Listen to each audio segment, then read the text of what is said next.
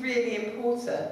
I remember long before I became a Christian, because I didn't become a Christian until I was 21, but when I was in secondary school, there was a teacher called Mrs. Broadbent, and she taught us RE. And I always remember there was something about her that just drew pupils to her. Now I look back and I can say, oh, she was a Christian, but at the time I wouldn't have known that. But she just drew pupils to her, and she cared about us as individuals. And it was only when I became a Christian at the age of 21 that I realised the input that she had had in my life, even though I wasn't a Christian at the time. But then, since then, all kinds of people. When I first became a Christian, there was a lady called Sue who really spoke into my life and helped me to find a church to go to. And I'm sure you've got names of people that were instrumental in helping you and impacting on your spiritual life. As I've said, when we think about Anna, there are only three verses that speak of Anna. And so not much is known about her. There are many hidden people in the Bible, and they're often women, and they're often not named. So Anna was actually quite unusual in that she was named. But what do we know about her from those three verses? Well, we know from what Lucy read to us that she was a prophetess. We know that she was quite old. We know that she was the daughter of Peniel. And we know that she became a widow after only 7 years of marriage. And so, who knows what age she got married, because then girls would have got married quite young. But she was only with her husband for 7 years, and then she had lived as a widow up until the age of 84.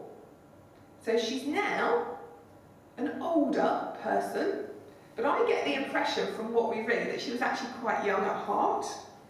But I have no justification for that, but there's just something about what she does when she sees Jesus.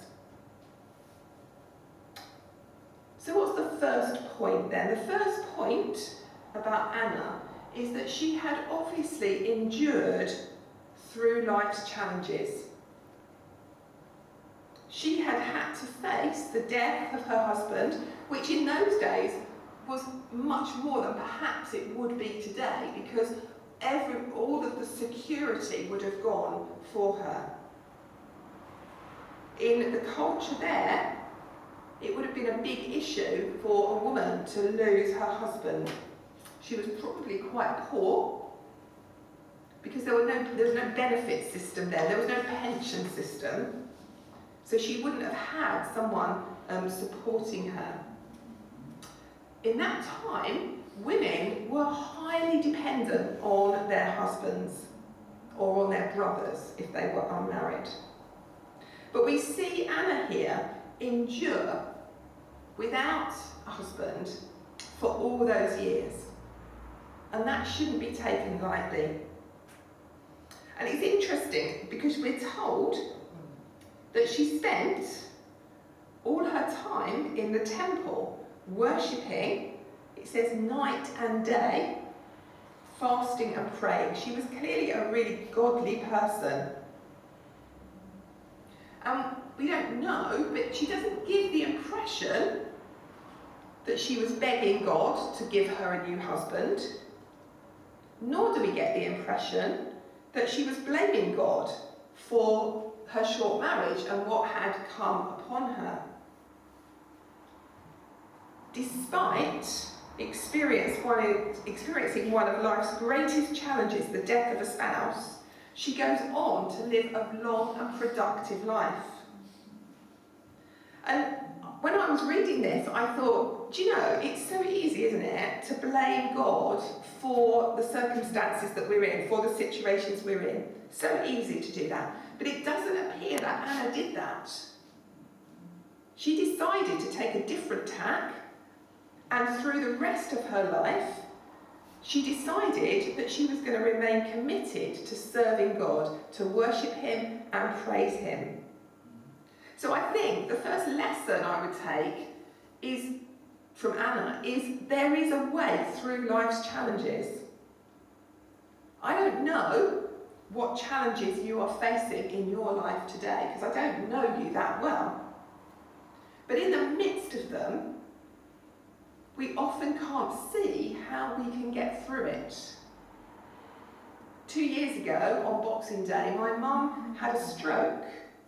And we thought it was sort of touch and go for a while, and we thought she was going to die. She didn't, but she has very little quality of life now. She's in a nursing home in Norfolk, and for that 3 months before she went into the nursing home, we really didn't know what was going to happen. There was lots of uncertainty.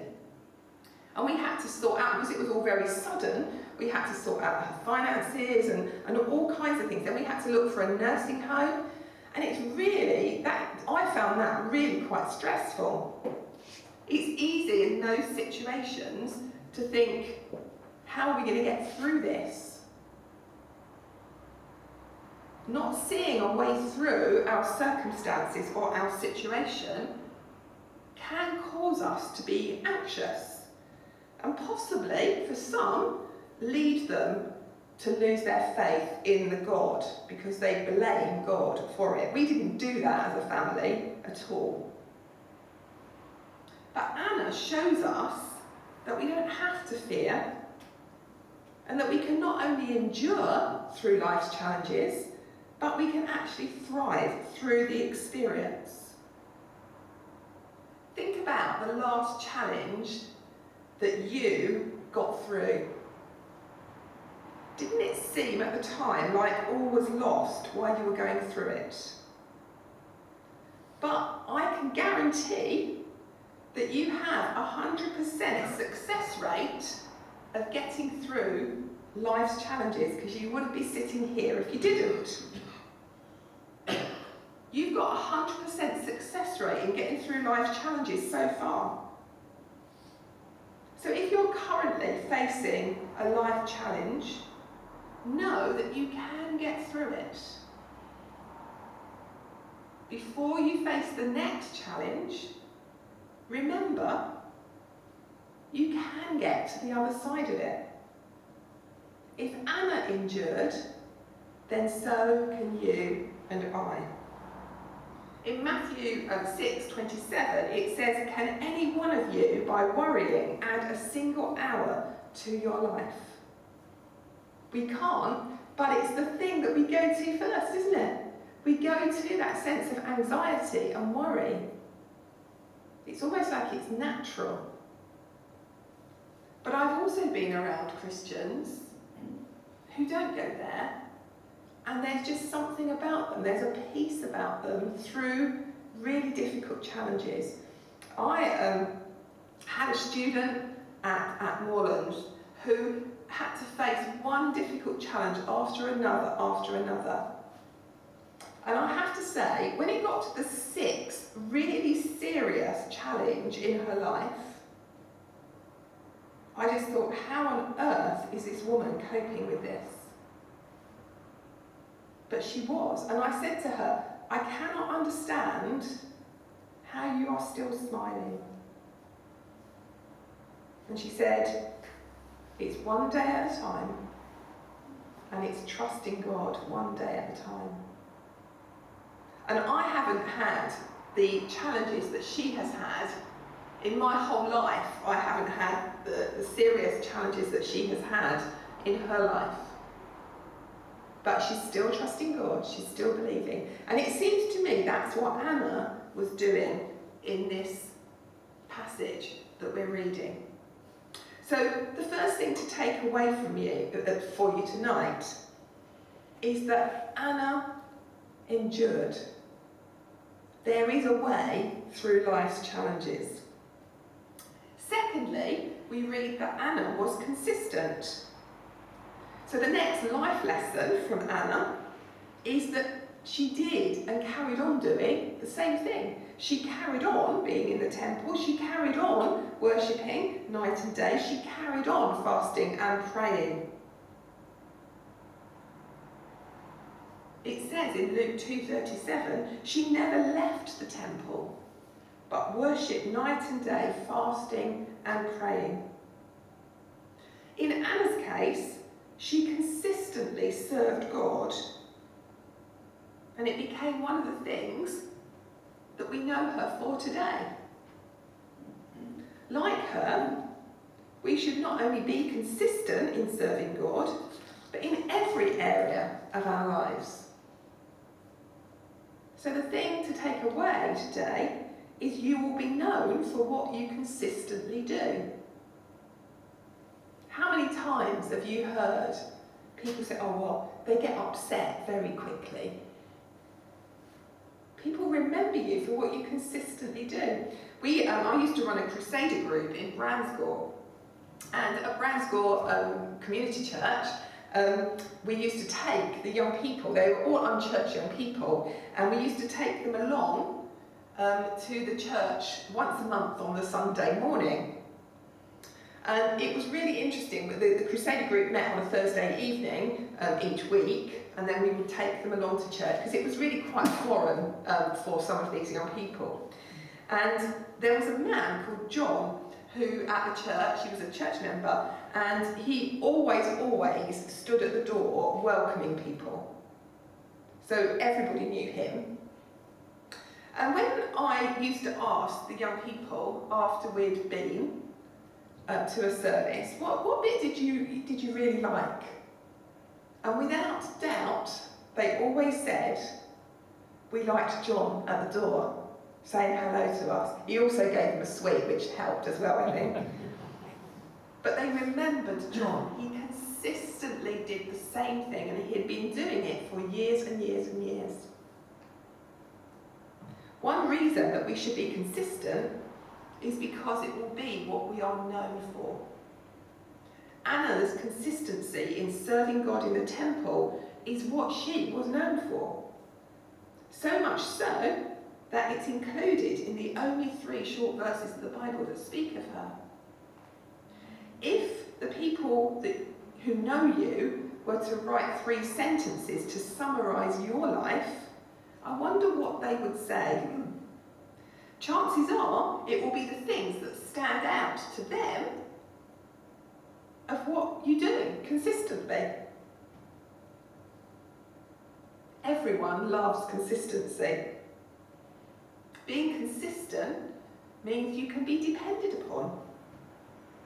And if you're trying to find Anna in those times, if they were looking for Anna, they would know exactly where she was. She would have been in the temple.